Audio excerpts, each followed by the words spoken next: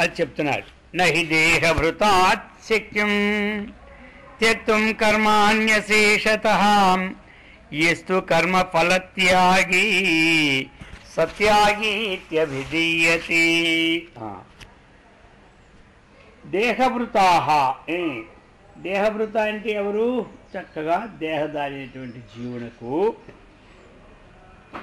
కర్మాని, కర్మలు సంపూర్ణముగా విడిచుటకు సాధ్యము కాదు. కర్మలు విడిచిపెట్టడానికి ఎవరికి? ఈ శరీరం వచ్చిన తర్వాత కర్మలు విడిచిపెట్టడం ఏ ఒక్కరికి సాధ్యం కాదు. ఎవరు ఏదైనా కర్మ చేస్తూనే ఉంటుండాలి. ఒక క్షణం కూడా కర్మ చేయకుండా ఉండగలమా? ఉండగలం. కర్మ అంటే ఏమిటి? పని. క్రియ ఇది కర్మ. చెయ్యి ఇలా తిప్పితే ఇది కర్మ అయింది, ఇలా ముడుచుకుంటే ఒక కర్మ అయింది. అర్థమైందా? కూర్చుంటే ఒక కర్మ, లెగిస్తే ఒక కర్మ, తింటే ఒక కర్మ, ఇల్లు వీధిలోకి వెళితే ఒక కర్మ. సాధారణమైనటువంటి పనులు ఉంటూనే ఉంటాయి. జీవన భృతి కోసం ఏదో చేసే కర్మ దళవుని అంటారు. అది ఉన్నా లేకపోయినా మామూలు చలనక్రియల కర్మలు రోజు మనకి ఉంటూనే ఉంటాయి. అయితే మరి ఈ కర్మ మనం చెయ్యాలి. కర్మల్ని విడిచిపెట్టడం అంటే ఎవరి వల్ల సాధ్యం కాదు. మరి ఏం విడిచిపెట్టాలి అంటే కర్మ ఫలాన్ని మాత్రం విడిచిపెట్టమన్నారు. ఇక్కడ కర్మఫలము అంటే ఏమిటి? కేవలం ఒక పూజ చేసి ఆ కర్మఫలం విడిచిపెట్టడం కాదు. అర్థమైందా? మనం పూజ చేసి ఆ పూజ వచ్చిన ఫలం కృష్ణార్పణం అనిస్తే కర్మఫలం, అది సాధారణం. అది మన నిత్య జీవితంలో చేస్తున్న ప్రతి పని, అర్థమైందా? ఏ పని అయినా సరే మనం చేస్తున్న పని ఇది నాకు భగవంతుడు విధించినటువంటి కర్మ. ఈ కర్మ నేను చెయ్యాలి. అదే ఈ కర్మ మనం చెయ్యాలి. ఇక ఆ కర్మ ప్రారంభించి చేస్తూ ఉంటే అందులో ఒక్కొక్కసారి మనకి ఏమి లాభము కలగచ్చు, నష్టము కలగచ్చు. రెండులో ఏదో ఒకటి. అయితే లాభము లేకపోతే నష్టం, ఈ రెండు పని ఇంకేముంటుంది. మనం ఒక యుద్ధానికి వెళ్ళాం, అందులో జయం కలగచ్చు, అపజయం కలగచ్చు. ఒక్కొక్క దగ్గర మనకి సన్మానం చేయొచ్చు, అవమానం చేయొచ్చు. ఇవన్నీ అన్నమాట. ఏమిటి? ఇవన్నీ ఉంటాయి. అయితే ఇప్పుడు మనం వీటిలో ఏం చేయాలి? మరి అర్థమైందా? మనం చేస్తున్నటువంటిది కర్మఫలము అన్నటువంటిది ఆ కర్మే దైవస్వరూపంగా భావించుకొని చేయడం మనం అభ్యాసం చేసుకోవాలి. పూజ దగ్గర మనం కూర్చొని పూజ చేస్తుంటే ఏ విధంగా అయితే ఈ పూజాక్రియ దైవస్వరూపం అనుకుంటున్నామో, ఇప్పుడు పూజాక్రియ మనం ఏమనుకుంటున్నాం? దైవస్వరూపం అనుకుంటున్నామో, అలాగే మనం దైవానికి సంబంధించిన పనే చేస్తున్నాం. కానీ రెండో పని మనం చేయడం లేదు. ఒక ఉద్యోగం చేయండి, ఒక వ్యాపారం చేయండి, లేదా జీవనభృతికి ఏదో పని చేయండి.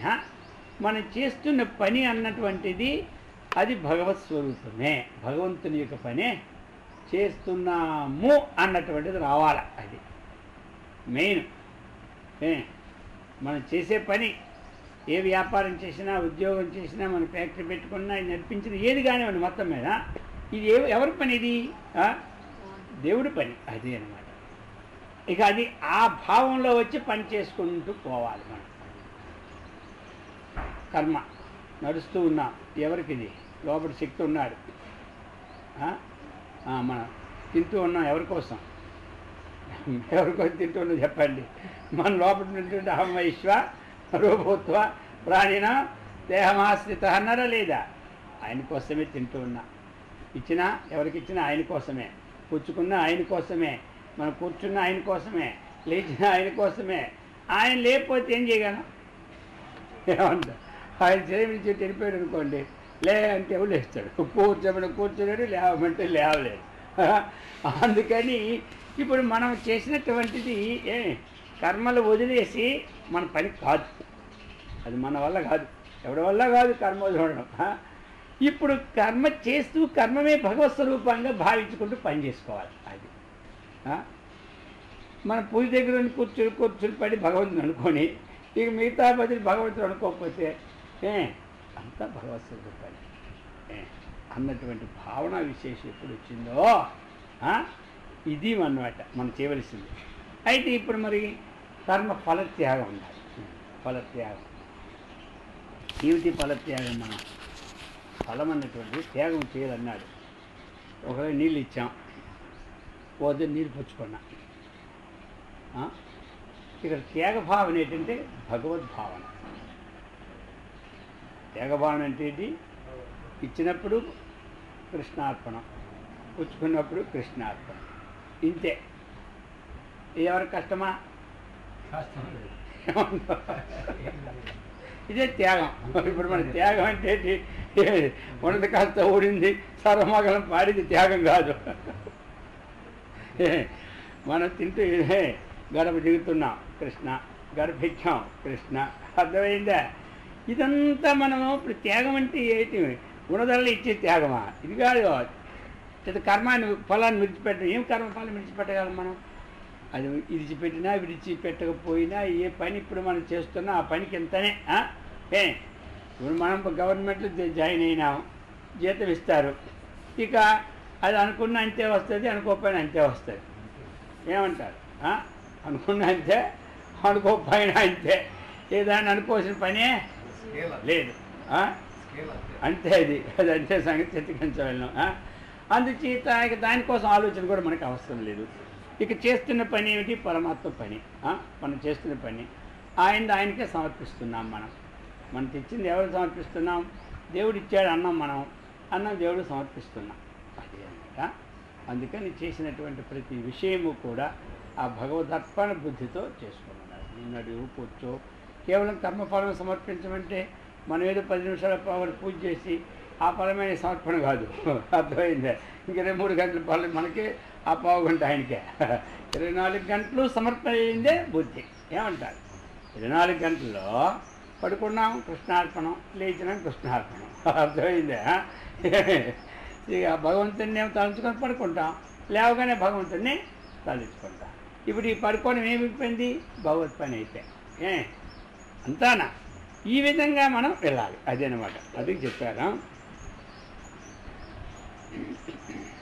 చెప్పి అనిష్టమిష్టం ఇది అనిష్టం ఇష్టం మిశ్రంచ అనిష్టమిష్టమిశ్రంచ త్రివిధం కర్మణ ఫలం భవత్యత్యాగినాం ప్రేత్య నతు సన్యాసినాం క్వచిత్.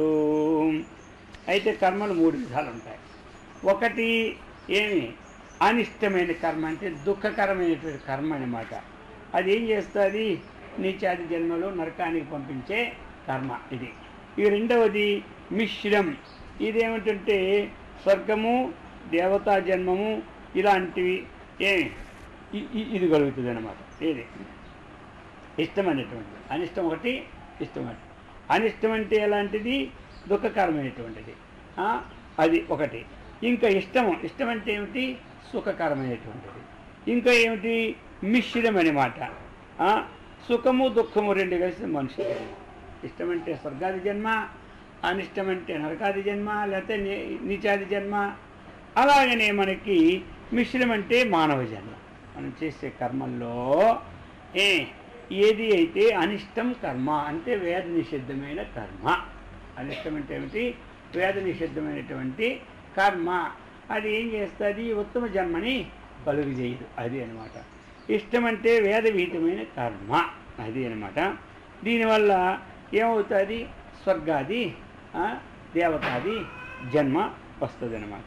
మిశ్రం 2 ఉంటాయన్నమాట. అది 2 కూడా మిశ్రం. ఇష్టం ఉంటుంది, అందులో అనిష్టం ఉంటుంటుంది.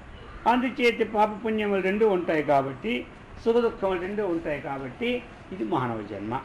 ఈ ప్రకారముగా కర్మణ ఫలం త్రివిధం అని చెప్పారు. కర్మ యొక్క ఫలము 3 విధాలుగా ఉంటుంది. మనం చేసే కర్మకి ఫలం వస్తుంది. ఏ పని చేసినా ఫలం లేకుండా పనే లేదు. మనం ఒకవేళ కోరినా కోరకపోయినా ఏ పనికి ఎంత అనేది ఎప్పుడో కంప్యూటర్లో సృష్టి ప్రారంభంలోనే ఫీడ్ చేసేసినాడు. అర్థమైందా? అది మనకి ఎప్పుడో సృష్టి యొక్క ప్రారంభంలోనే అది ఫీడ్ అయిపోయింది. అర్థమైంది కదా? అందుచేత ఇప్పుడు మనము ఇక దాని విషయాన్ని ఆలోచించక్కర్లేదు. చేయి వచ్చేస్తుంది. మనం ఏ పని చేసాం, ఇక్కడ తుడిచినాం, తుడిచినందుకు ఏమొచ్చిందా లేదా అంటే అది ముందే ఫీడు. నువ్వే పని చేసినా అది వెంటనే కంప్యూటర్లో ఫీడ్ అయిపోతూనే ఉంటుంటుంది. అర్థమైందా? నేను తుడిచినప్పుడు ఎవరు చూసినారా లేదా అంటే చూసేదిలే గెలిచేదిలే. ఈ ఆఫ్టర్నూడు కంప్యూటర్ చేసేసుకుంటాడు. చూసేది గీసేది ఏమీ లేదు. మనం అనుకున్నా అనుకుపోయినా ఇక వాడిదే చూసుకుంటుంటాడు. అందుకని ప్రతీదీ ఉంటుందన్నమాట. అందుకని ఆ ఫలం అది మంచిదైతే మంచి ఫలం, చెడుదైతే చెడు ఫలం, మిశ్రమైతే మిశ్రమ ఫలం. ఈ విధంగా భవతి అత్యాగినాం ప్రేత్య నతు సన్యాసినాం క్వచితు. అంటే ఇక్కడ అత్యాగినాం అంటే కర్మ ఫలత్యాగము చేయని వారలకు, ఎవరైతే మనం కర్మ అనేది ఫలత్యాగం చేయలేదో వారికి మరణానంతరము ఏమి కలుగుతున్నది, జన్మ కలుగుతూ ఉన్నది. అది ఎందుకు? ఫలత్యాగం చేసిన వారికో అవి అన్నటికని కలగవు. దుఃఖకరమైనది, సుఖకరమైనది, సుఖదుఖాలు రెండూ కలిసి 3 విధమైన కర్మఫలం చెప్పినారు. ఆ కర్మ ఫల త్యాగం ఎవరైతే చేయలేదో వాళ్ళకి ఆయా ఫలాలు కలిగిపోతాయి. అర్థమైందా? కర్మ ఫలత్యాగం ఏం చేశాడో ఇక ఆయనకు బంధం అనేది ఉండదు. ఇక అదేనమాట ఫలత్యాగంకి. అయితే ఇప్పుడు ఫలత్యాగం అంటే ఏం త్యాగం చేయాలంటే మనం చేసే పని భగవంతుడి కన్నా భిన్నమైనది కాదు అని భావం వస్తే ఇంకేది లేదు, అది వెళ్ళిపోతుంది పని. ఏ పని చేసినా ఆయనదే. ఆయన అంటాడు అది తిరిగిందల్లా నీ ప్రదక్షిణ అయ్యా అంటాడు, నేను ఆయన మాటలల్లో నీకు స్తుతి అయ్యా అంటాడు. అర్థమైందా? ఈ విధంగా ఎప్పుడైతే ఈ విధంగా అయిపోయినాక చెప్తున్నారు ఇప్పుడు కర్మల నెరవేరుటకు 5 కారణాలు చెప్తున్నారు. పంచైతాని మహాబాహో కారణాని నిబోధమి సాంఖ్యే కృతాంతే ప్రోక్తాని సిద్ధయే సర్వకర్మణాం. ఈ మహాబాహు అర్జున, సర్వకర్మణాం సమస్త కర్మల యొక్క నెరవేర్చుటకు కూడా కర్మకాండ యొక్క అంతమును తెలుపు లేక కర్మబంధము నశింపచేసేది కర్మ ఫలసమాప్తి గల సాంఖ్యశాస్త్రమునందు అంటే అదేమిటి? సమస్త కర్మలు కూడా నెరవేరుటకు 2 ఉన్నాయి మనకు. ఒకటి కర్మకాండ యొక్క అంతము, 2 సాంఖ్యశాస్త్రం చెప్పినటువంటివి. అవి 5 విధాలుగా చెప్పబోతూ ఉన్నాడు. కర్మ యొక్క అంతము జ్ఞానం అనుభూతించినటువంటి సాంఖ్య వేదాంత శాస్త్రములో ఏమయ్యా ఈ 5 కారణములు ఏటో కర్మ చేయడానికి 5 కారణాలు. మనం పని చేసిన 5 కారణాలు కర్మకి. అవి ఏంటి ఆ కారణాలని చెబుతున్నాడు. ఒకటి అధిష్టానం తదా కర్త కరణంచ పృథగ్విధం వివిధాచ పృథక్చేష్ట దైవం చైవాత్ర పంచమం. మనం చేసినటువంటి ప్రతి కర్మకి ఒకటి ఇందులో శరీరం ఉందేంటి? శరీరం అధిష్టానం. తథా కర్త మనకు ఒకటి శరీరం అయింది. అలాగనే కర్త అంటే ఏంటి? చేయువాడు. కర్త చేయువాడు. ఇక 3వది కరణం. కరణం అంటే ఏమిటి? ఇంద్రియం. కరణం అంటే ఇంద్రియం. ఇక ఇది చెప్తున్నారు శరీరము, కర్త, అలాగనే మనకి ఇంద్రియాలు. ఇంకా ఏం చెప్తున్నాడు? పృథగ్విధం. పృథగ్విధం అంటే ఏమిటి? వేరువేరుగా అంటే పలు విధములుగా ఉండే వ్యాపారాలు. పని చేస్తాం కదా మనం చేసే పనులు, అది వ్యాపారాలు. ఇక ఇంకోటి 5వది ఏంటి? దైవం. ఒకటి శరీరము, 2 కర్త, 3 వివిధముల ఇంద్రియాలు, 4 ఇంద్రియముల యొక్క వ్యాపారాలు, 5 దైవం. ఈ 5ను కలిసే మన కర్మ. మనం చేసినటువంటి కర్మకి 5 కారణాలు. ఇందులో ఏది లేకపోయినా కర్మ జరగదు. అర్థమైందా? ఈ 5 ఉంటేనే కర్మ జరుగుతూ ఉందన్నమాట. ఇప్పుడు మనకి కరణం అంటే ఏమిటి? ఇక్కడ పంచజ్ఞానేంద్రియాలు, పంచకర్మేంద్రియాలు ఉన్నాయి కదా, ఇవే కరణాలు, ఇంకేమీ లేదు. మనస్సు, బుద్ధి, ఇవేనమాట. చేష్టలంటే ఏంటి? వాని వ్యాపారములు. మనకి చేష్ట అన్నాడు కదా, పృథక్చేష్ట దైవం చైవాత్ర పంచమం. చేష్ట అంటే ఏమిటి? మనకి వాని వ్యాపారాలు. దైవం అనగా ఏంటి? ఆ ఇంద్రియాదులు అధిష్టాన దేవతలు కానీ లేక పూర్వజన్మ సంస్కారాలు. ఇప్పుడు మన ఇంద్రియం ఉంది నేత్రము, ఈ నేత్రానికి అధిదేవత ఎవరు? సూర్యుడు. మనస్సు ఉంది, దానికి చంద్రుడు. అలాగే చెవులు ఉన్నాయి, దానికి దిక్కు. ఈ విధంగా దేవత అంటే వీళ్ళనమాట. ఎందుకు అంటే ఇప్పుడు చెయ్యి ఉందనుకోండి, ఈ చేతికి ఎవడ దేవత? ఇంద్రుడు. అర్థమైందా? అధిదేవత యొక్క మనకి పట్టు లేకపోతే ఈ చెయ్యి లేవదు, దిగలేము. అర్థమైందా? ఇప్పుడు చెయ్యి ఉన్నా లాభంలే. కొంత చెవులు ఉంటాయి, ఆ చెవులకు అధిదేవత అభిమాన దేవత పట్టు వదిలేసాడు అనుకోండి, చెవులాగా ఉంటుందని వినపడదు, ఏం లాభం? ముక్కులాగా ఉంటుందని వాసనే తెలియదు, కన్నులాగా ఉంటుంది కానే పడదు. ఈ విధంగా అభిమాన దేవతలు ఉన్నప్పుడే మన పనులు చేస్తాయన్నమాట. అభిమాన దేవతలు ఉన్నప్పుడే. అందుచేత శరీరము మనకి ఈ పంచడానికి కారణం. ఆత్మానం రజనం విద్ధి శరీరం రథమేవతు అన్నారు. ఆత్మానం రజనం విద్ధి శరీరం రథమేవతు. అలాగని ఏం చెప్పాడు? బుద్ధింతు సారథం విద్ధి మన ప్రగ్రహం ఏవచ. ఈ ఆత్మను రజకుడిగా చూసుకోమన్నారు. ఆత్మానం రజనం విద్ధి శరీరం రథం. ఈ శరీరం అనేది రథం. ఇందులో రజకుడు కూడా ఉండాలి కదా, యుద్ధం చేసేవాడు. దానికి సారథి కూడా ఉండాలి. రథం ఉండాలి, సారథి ఉండాలి, గుర్రాలు ఉండాలి. మరి దీనికి ఎవరు గుర్రాలు? ఇంద్రియాలే గుర్రాలు. అర్థమైందా? ఇది ఎట్లా అయితే తడిపోతూనే ఉంటుంది. కళ్ళేమిటి? మనస్సు. ఇది కళ్ళేమిటి? మనస్సు. ఇంద్రియాలు ఏమిటి? గుర్రాలు. రథసారథేవుడు బుద్ధి అన్నమాట. రజకిరేవుడు జీవాత్మ. ఏమంటా?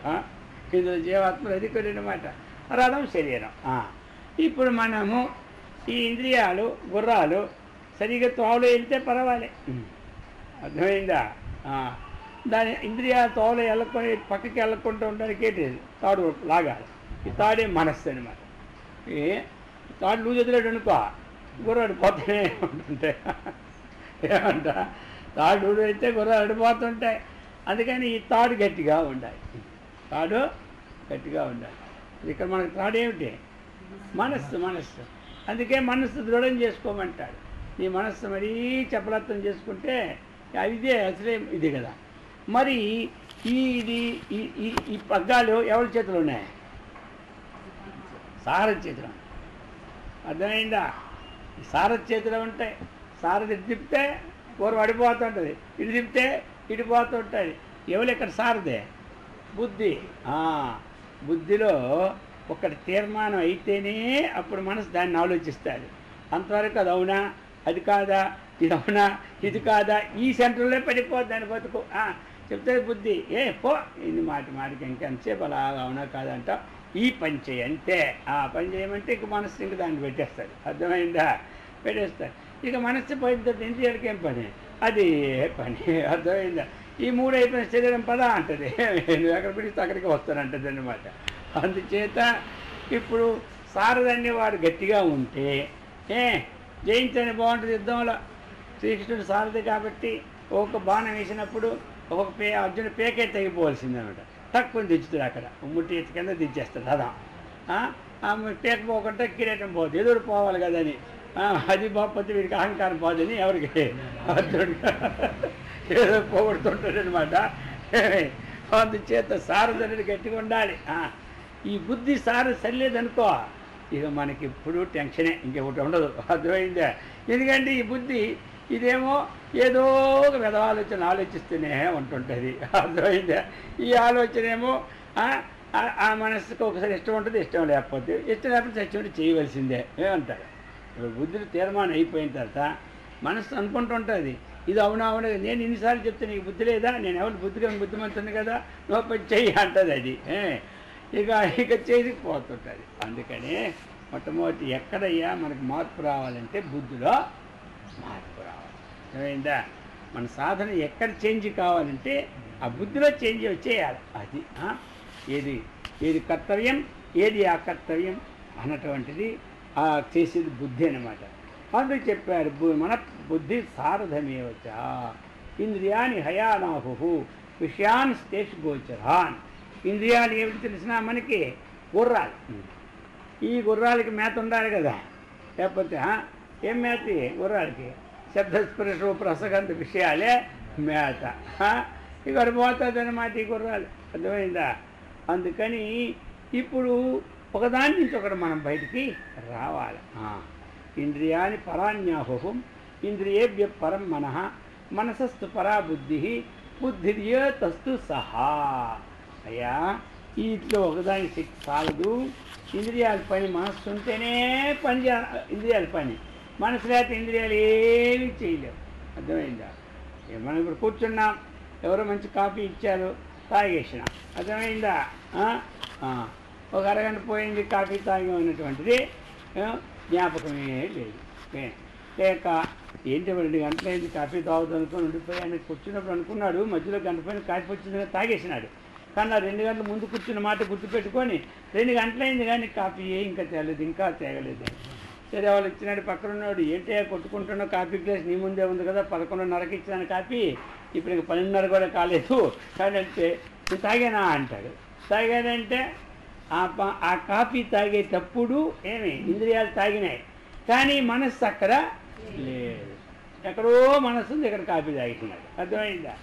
తర్వాత కాఫీ లేదు, కాఫీలు తాగలేదు అంటాడు. గ్లాస్ చూసినావా ఆరింది, ఇంక జిడ్డు ఆరలేదంటే తాగానేమో అనుకుంటాడు, ఇంక మధ్య ఉండదు.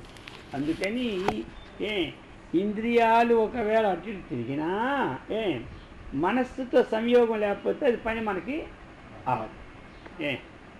మనస్సుతో సంయోగం లేకపోతే ఆ పని అవ్వదు. ఇప్పుడు నోటికి ఒక అభ్యాసం చేసాం, పారాయణ చదువుకొని పోతూనే ఉంటాం, మనసు ఎక్కడ పోతూనే ఉంటుంటుంది, అర్థమైందా? మళ్ళీ మనకి ఎక్కడైతే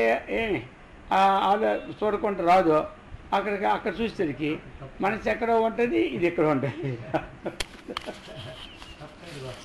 అర్థమైందా? ఇప్పుడు ఎందుకంటే దీనికి అలవాటు. ఇప్పుడు మనం తింటూ ఉంటుంటాం, మాట్లాడుతూ ఉంటుంటాం, తిని అలవాటు కాబట్టి తింటూ ఉంటుంటుంది. ఆ తర్వాత ఎలాగొని చెప్పు, ఉప్పు సరిపోయింది, ఉప్పా ఇప్పుడు చెప్తాడా అంటాడు. ఇప్పుడు చెప్పేది గంట పెట్టి తింటూనే ఉన్నాడు, ఆ కూరని ఆ పచ్చడిని, ఇప్పుడు ఉప్పు అడుగుతుంటే ఉప్పా అంటాడు. అంటే ఇది ఎక్కడో మనస్సు అనమాట, ఏదో ఆలోచనకి వెళ్ళిపోతూ ఉంది. ఈ ఉప్పు తెలియదు, పప్పు తెలియలే, అర్థమైంది? ఆ ఆలోచన దీని మీద ఉందనుకో, మన దొమ్ము తెంపేస్తాడు. ఏమిటి, ఉప్పు తక్కువేసినావా, కారం తక్కువేసినావా? అందుకే కొంతమంది ఫోన్లు ఏ ఆలోచనకి పోతే మన పని మంది వాడి పని అనుకుంటారు, అర్థమైందా? అందుకని ఈ ప్రకారముగా మన మనస్సు ఇంద్రియాల కంటే మనస్సు గొప్పది. మనస్సులో ఏముంది, బుద్ధి ఏం చెబితే చేయాలి. రాజుగారు ఏం చెబితే మంత్రి అదే పని చేయాలి. బుద్ధి రాజు, మంత్రి మనస్సు. ఇప్పుడు దీంట్లో అంటే దాన్ని బట్టి అవుతుంది. అదేం చెబితే అది ఆ బుద్ధిలో అది రాజు గొప్పోడు చెడ్డోడు తర్వాత సంగతి, ఏం చెప్తే సత్యుడు చేయవలసింది మనస్సు. ఏమంటారు? రాజు నీతి మంత్రుడు అయితే నీతిగా చెప్తాడు మంత్రికి, అవినీతి మంత్రుడు అయితే అవినీతిగా చెప్తాడు. ఈ బుద్ధి ఏమో చక్కగా సత్వగుణంతో ఉన్నదా, ఇది చెప్పిందే చేస్తుంది. రజోగుణంతో ఉందా, అదే చేస్తుంది మనస్సు. తమోగుణంతో బుద్ధి ఉందనుకో, ఇక మనస్సు ఇది చేసిన ఆర్డర్ చేయవలసిందే కదా. ఇప్పుడు అక్కడ మనకి ఆర్డినెన్స్ జారీ చేస్తారు, ఎక్కడ శాసనసభలో. ఇంకా ఆర్డినెన్స్ వచ్చిన ఏం చేస్తారు ఈ కలెక్టర్లు, వాళ్ళు వీళ్ళు ఏం చేయాలి చెప్పండి, సచ్చినట్టు అమలు చేయవలసిందే. అలాగే బుద్ధిలో ఒక తీర్మానం, అది చెడు మంచి చేసి పడేస్తుంది బుద్ధి. దానికి తీర్మానాలు చేసే పని దేనికే, బుద్ధికి. దేని కానీ దానికి అమలు పెట్టామంటే తక్కువ మంది తీర్మానం చేస్తూనే ఉంటుంది, ఆలోచించి టక. ఇక అమల్లోకి వచ్చిందంటే అయిపోయింది. ఇవి మనసు ఇది అమలు పెడుతూనే ఉంటారు. అది ఏంటి అమలు పెట్టింది దీనికి అక్కర్లే, దాని తీర్మానం చూసుకోరు. కిందోడికి ఎందుకు, వీడికి రావాలా పోవాలా? శాసనసభలో తీర్మానం వెంటనే కలెక్టర్ ఆఫీస్కి వచ్చిందంటే వీడికి అన్ని అక్షరాలే. ఆ తీర్మానం అది ఇచ్చినా దాని ప్రకారం కాగితాలు కొట్టి అందరూ పంచేయడం అంతే, అర్థమైందా? దాని ప్రకారంగా మళ్ళీ చేస్తుంటుందా అది. అందుకని మనం ఇప్పుడు ఏం చేయాలి, ఒకదానికంటే మనసు కంటే బుద్ధి గొప్ప. బుద్ధే పరాతస్తు సహా, ఆ బుద్ధి కంటే గొప్పయింది ఆ పరమాత్మ అని ఈ విధంగా మనం తెలుసుకోవాలి. ఆ విధంగా మనకి ఏ కర్మ చేయాలని 5 కారణాలని చెప్పారు. ఇక సాక్షి అయినటువంటి ఆత్మను కర్త అయిన తలంచువాడు అవివేకి తిరుగుతున్నాడు. కర్త అని ఇచ్చాడు కదా, కర్త అన్నటువంటి వాడు ఎవడయ్యా అంటే సాక్షి అన్నాడు ఒకడు. ఇందులో ఉన్నటువంటి వాడు కర్త ఎవడు? ఇప్పుడు మనం చేసిన కర్త ఉన్నాడు కదా, నేను చేస్తున్నాను అంటే ఏమైంది, అహం కర్త.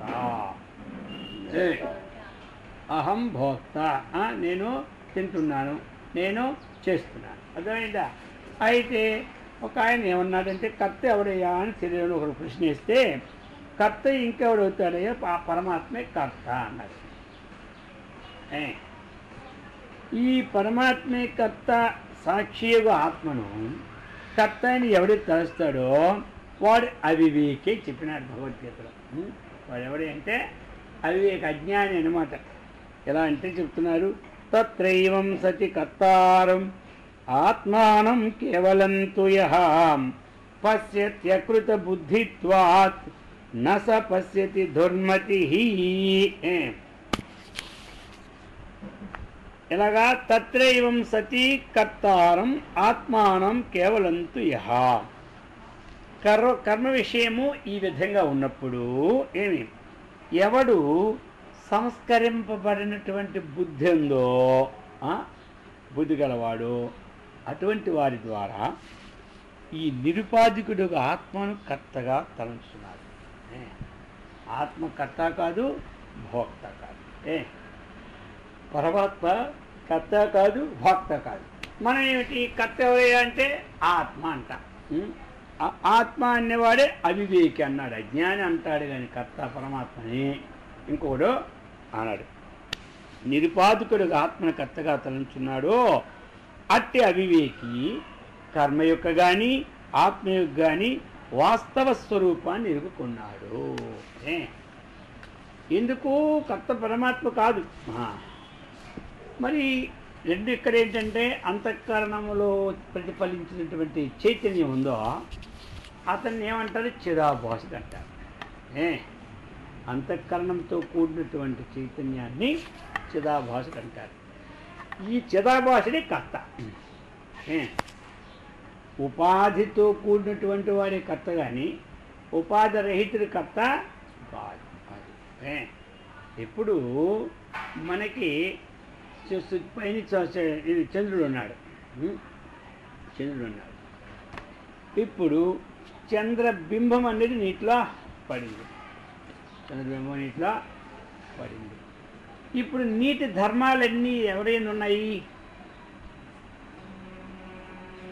చంద్రుని ఏంది ఉన్నాయా? చంద్రుని యొక్క ఏమి బింబం నుండి ఉన్నాయా? అర్థమైందా? చంద్రుని యొక్క బింబము నీటిలో పడింది. నీటిలో ఉన్నటువంటి ధర్మాలు, తరంగాలు ఉన్నాయి నీటిలో, బుడగలు ఉన్నాయి నీటిలో, ఫేనం ఉంది నీటిలో.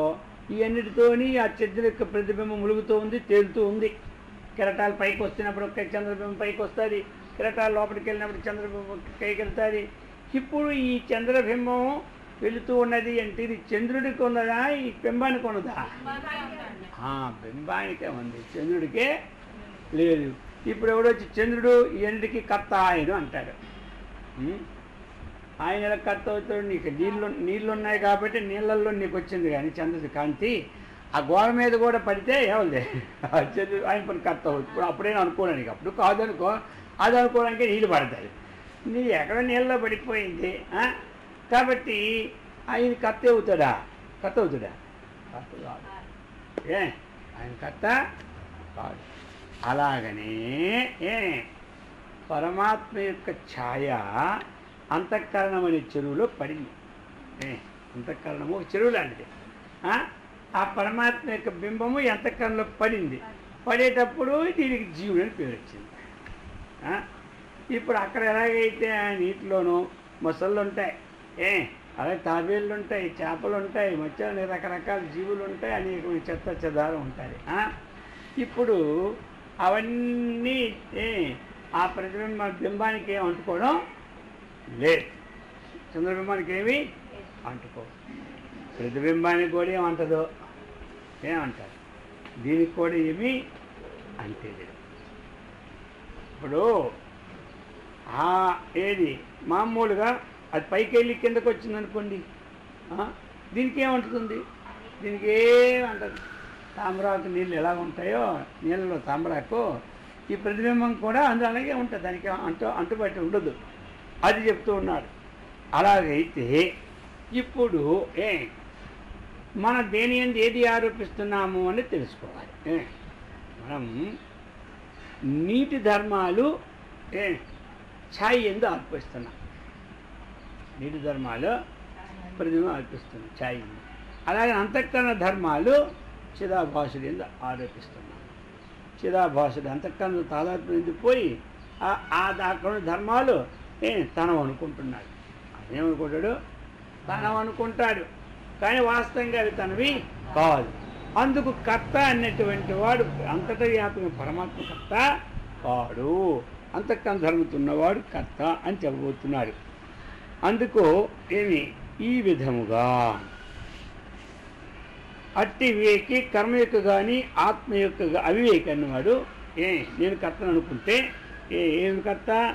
ఆ యొక్క పరమాత్మే కర్త అనుకున్నటువంటి వాడు ఆత్మ యొక్క కానీ వాస్తవ స్వరూపాన్ని అసలు ఎప్పుడు తెలుసుకోవడం అది చెప్పబోతున్నాడు. యస్య నాహంకృతో భావో బుద్ధిర్యస్య నలిప్యతే హత్వాపి సీమాన్ లోకాన్ నహంతి నిబధ్యతే. యస్య ఎవరికైతే అహంకృత భావ నేను కర్తను అన్నటువంటి తలంపు లేదో, ఎవని యొక్క బుద్ధి అంతఃకరణం విషయములను కర్మలను అంటదో అటువంటి ప్రాణులన్నిటినీ ఇక్కడ ఒక మాట ఏమన్నాడు? చంపినను చంపుట లేదు, నిబద్ధతే బంధింపబడట్లేదన్నాడు. అంటే అర్థం వచ్చింది, ఎవరికైతే అంతా నేను కర్తను నేను భోక్తను కాదనుకున్నటువంటిది ఏ స్థితి కలిగిందో ఆ స్థితి యొక్క విషయాన్ని చెప్తున్నాడు, దాని యొక్క నైపుణ్యతని. ఎవనికి నేను కర్తనను తలంపు లేదో, ఎవని యొక్క బుద్ధి విషయములను కర్మలను అంటదో, ఎవని యొక్క విషయము బుద్ధి, ఆ బుద్ధి అంటదు, ఆ కర్మలను కూడా అంటదు. ఎవని యొక్క బుద్ధి విషయాల్ని అంటదు, కర్మల్ని అంటదు, రెండిని అంటదు. అతడి ప్రాణులన్నిటి చంపినను వాస్తవంగా చంపుట్లేదు, అంటే చంపడో చెప్తున్నాడు. అటువంటి వాడు ప్రాణులకు నష్టం కలిగించినా, అంటే ప్రాణులు చంపినా ఆయన చంపినవాడు కానీ కాడు అన్నాడు. అంటే ఇక్కడ ఏమొచ్చింది అర్థం మనకి? ఇదేమిటి సార్, చంపితే చంపినవాడు కాదా? చంపడమే పాపం కదా, ఇంకా చంపినవాడు కాదు అంటుంటే ఇంకా పాపం కదా. అర్థమైందే. అంటే ఆయనకి నేను కర్తనని లేదు, చంపడం చెప్తున్నాను విషయం, నేను కర్తనని లేదు. ఇక ఎవని యొక్క బుద్ధి అనేది లోపల బుద్ధి ఉంది కదా, అది ఎప్పుడు ఏ విషయాన్ని ఆకారాన్ని ధరించని సాక్షిగా ఆత్మ ఎలా ఉంటుందో ఆ బుద్ధి కూడా అలాగనే ఉండిపోతుంది. ఇక ఏ బుద్ధి విషయములు కర్మలు అంటదో అతడి ప్రాణులన్నింటినీ చంపినను అన్నాడు. అంటే చంపేస్తాడా? ఒకవేళ నష్టం కలిగించినా వీడికి లేదు. ఇప్పుడు పోతున్నాడు, మనం అడిగేస్తాం, వాడు అడిగేస్తాడు, జ్ఞాని కూడా. ఇద్దరు అడుగుల కింద పోతాయి, పురుగులు పడి చచ్చిపోతాయి, పోతాయి. కానీ ఒకటికి పాపం వస్తుంది, ఆయనకేమో పాపం రాదు. అది విశేషం ఇక్కడ. అర్థమైతే ఇప్పుడు అదేవుడి స్వామి పాపం అంటే ఇద్దరికి రావాలి కదా అని అంటే అది ఇక్కడ విశిష్టి మనకు వస్తుంది అనమాట. ఎందుకంటే అతడి పుణ్యకర్మలకి నేను కర్తన కాదనుకుంటున్నాడు. వచ్చిన బాధ ఆయన పుణ్యం చేసి కూడా ఈ పుణ్యం నాకు సంబంధం లేదు అనుకుంటున్నాడు. అతడు ఏ విషయాన్ని అంటుపెట్టుకోవడం లేదు. బుద్ధి ఏ విషయాన్ని తను ఎందుకు అంటుపెట్టుకోవడం లేనే లేదు. ఇప్పటికి ఏ పని ఉందో ఆ పని చేసేస్తాడు అంతేగాని ఇక ఆ పని అంటుపెట్టుకోవడం, ఇక దానితో వ్యవహారాన్ని నేను ఉంచుకోడు. అలాంటి పరిస్థితులు అని చెప్తాడు. అందులో మామూలు అందరూ రాకుండా ఉంటుంది. నేను కర్తను అనుకున్నామా అన్నీ మనం చేయాలి. చేయద్దా? ఏమంటాడు? కర్తను అనుకున్నామా ఇవన్నీ మనమే చేయాలి. అంత చేయలేదు. ఇక్కడ అంతా చెత్త ఉంది, ఎవడయ్యా అంటే నేనే కదే కర్త అంటాడు. ఇది చెత్త నుంచి నువ్వే కర్తమైనా ఇక వాడు రాకపోతే వీడిద్దరు ఎవరు రేపు. అర్థమైందే? నేను కర్త అనుకుంటే ఇతరు చెత్త కనబడకూడదు కదా, తుడిచేవాడేవాడు, వీడే తోడవాలి. అర్థమైందా? అందుకని ఈ కర్తృత్వమే అందరి కొంప తీసేస్తాడు. మొత్తం మానవుడిని పతనం చేసేది ఈ కర్తృత్వం వచ్చింది కూడా. పోనీ బాకీ విషయంలో కర్తృత్వం ఉన్నదంటే పోనీలు ఏదో అందులో పడ్డాడండి. ఆధ్యాత్మిక మందులకు వచ్చినా ఈ కర్తృత్వం వదలడంలే వచ్చింది గొడవ. ఇక ఆ కర్తృత్వం ఉంటే కానీ వాళ్ళకి నిద్ర పట్టదు వచ్చింది. వాళ్ళకి నిద్ర పట్టదు కదా, మన నిద్ర పట్టకుండా చేస్తుంది. ఇది మరి కర్మ అనమాట. ఆ కర్తృత్వం తాగొట్టిన కోటి వనమల్లా చెరిచినట్టు అయిపోద్ది అనమాట. అందుచేత అయ్యా ముందు నువ్వు కర్తవు కాదు. నేను కర్తను కాను. కర్త నాహం కర్త, భోక్త నాహం భోక్త. బంధం ఏమిటంటే నేను కర్త, ముక్తి ఏమిటంటే నా తగిలించాలంటే. అహం కర్త అంటే బంధం, నాహం కర్త అంటే ముక్తి. ఇంతే. అర్థమైపోయిందా? ఇప్పుడు నాహం కర్త అనుకోలేము మనం అందరం, అనగలం అనలేమే. నాహం కర్త అంటే ముక్తే, ఇంకేమి మరి ముక్తి కోసం ఎక్కడికి ముక్తి నాది కూడా పోవక్కర్లేదు, ఇక్కడే ముక్తి మనకి. ఏమంటారు మరి అంత తొందరగా వద్ది నాహం కర్త ఏమంటారు? ఇది అంత తొందరగా రాదు. అందుకని జన్మ సంసిద్ధి తత్వయాతి పరాంగతం అనేసాడు ఆయన. ఎందుకు నువ్వు కష్టపెట్టి నాకెందుకు శ్రమ పెడతావు? నువ్వు నింపాదిగా రా నా దగ్గరికి. అర్థమైందే? నేను ఎప్పుడు నీ కోసం కాచుకొనే ఉంటాను. నువ్వు జన్మకు వస్తావో 3 జన్మలకు వస్తావో, లేకపోతే అన్నారు కదా సంతాది శాపం అప్పుడు, నువ్వు 7 జన్మలకు వస్తావా నా సన్నిధికి, లేకపోతే 3 జన్మలకు వస్తావా అని అడిగినారు. వాళ్ళిద్దరికి జై విజయులకి 7 జన్మల కన్నా 3 జన్మలు చాలు, జన్మలు తగ్గడే మంచిది. మరి 7 జన్మలు మిత్రత్వంతో ఉంటావా, మళ్ళీ 3 జన్మలు శత్రుత్వంతో ఉంటావా అన్నారు. అబ్బబ్బో మిత్రత్వం 7 జన్మలు చచ్చే కన్నా శత్రువు కానీ 3 జన్మలకు మా పైన పూర్తి అయిపోతే అని ఒప్పుకున్నారే. అర్థమైందా? అందుకని మరి శత్రువులు కాబట్టి 3 జన్మల్లో ఆ మూలం తెలిసిందంటే మరి ఇంకా కథలో సారం ఏముంటుంది, ఇంతేనే అంటాడు. అందుకనే కొన్ని అలాగా ముందు చెప్పరు ఆ కథలో సారం. సీరియల్ కానీ అవి కానీ ఏమవుతుందో, రేపు ఏమవుతుందో, ఇంకేమవుతుందో, ఎల్లుండి ఏమవుతుందో, సినిమాలు కూడా మధ్యలో మంచి సస్పెన్స్ చెప్తాడు. లేకపోతే ఇంటర్వ్యూలకు అటే పోతాడని మళ్ళీ అంతకన్నా ముందు రిపోర్ట్ రావాలి. ఇక చాలు ఏమి ఇచ్చేతలాగా ఉంది పోతాడని భయం. అందుకే ఆ సెంటెన్స్ తీసుకొచ్చి అడిపోతాడు చెప్తాడనమాట. ఇక తర్వాత ఏముందో ఇది కథ. అందుచేత చెప్తూ ఉన్నారు. కాబట్టి ఈ కర్తృత్వం అన్నటువంటిది మనం పెట్టుకోవాలి. లేకపోతే చాలా ఏమీ లేదు, ముందుకు వెళ్ళలేం. అది ఉంటే ఏం నష్టమైతే ఇక ముందుకి వెళ్ళాం. కొన్ని సంఘంలో ఏమైనా గౌరవం, ఏమి గౌరవం ఉండదు వాడికి. వాడి ముందే ఏమంటే ఏమనుకుంటూ అంటారు కానీ వాడి వెనకతలు ఏం పని ఏది వాడా అంతా నేను చేస్తుంటే కానీ మన పని అవడం లేదు, ఎవడెవడు ఉండాలి వీడు మనల్ని అనుకోని వదిలేస్తుంటాడు. అర్థమైందా? ఏమంటారు? మరి ఆ రజోకరమైన కర్తృత్వంతో వాళ్ళు పనులు చేయడు ఆయన. అన్నావా అయిపోతాయి పనులు. అందుకని అనలేదా ఇక ఇది అవుతాయి. అందుకని ఆ బ్యాలెన్స్ ఏదో చేయని కొన్నాళ్ళు చేసి కాలు పీకితే అప్పుడు ఆ కర్తృత్వం వదిలేస్తానులే అని కొంతమంది ఊరుకుంటాడనమాట. మంచిలోనికి వచ్చినాక అది ఆ ప్రకారంగా చెప్తున్నాడనమాట. ఈ విధంగా యస్య నాహంకృతో భావో బుద్ధిర్యస్య నలిప్యతే హత్వాపి సీమాన్ లోకాన్ నహంతి నిబధ్యతే. జ్ఞానం జ్ఞేయం పరిజ్ఞాతాం త్రివిధా కర్మచోదనాం కరణం కర్మ కర్తేతి త్రిధైవ గుణభేదతః. జ్ఞానం జ్ఞేయం పరిజ్ఞాత త్రివిధ కర్మ చోదన. కరణం కర్మ కర్తేతి త్రివిధ కర్మ సంగ్రహ. అంటే కర్మమునకు హేతు ఏమిటంటే తెలివి, అంటే జ్ఞానం. అంటే కర్మానికి కారణం ఏ కర్మ? ఇప్పుడు మనము కుండ చేయాలి కర్మ, గత కర్మ. ఆ కుండ ఎలాగ చేయాలో అన్నటువంటి తెలివి ముందు ఉండాలి. అది ఏ విధంగా మోసపోయాలి, ఏ విధంగా దానికి ఏమి గట్ట తిప్పేది ఉండాలి, అది తెలివి. కర్మానికి తెలివి. ఒక వస్త్రం ఉంది, ఈ వస్త్రం తయారు కావాలంటే వస్త్రం అనేది కర్మ.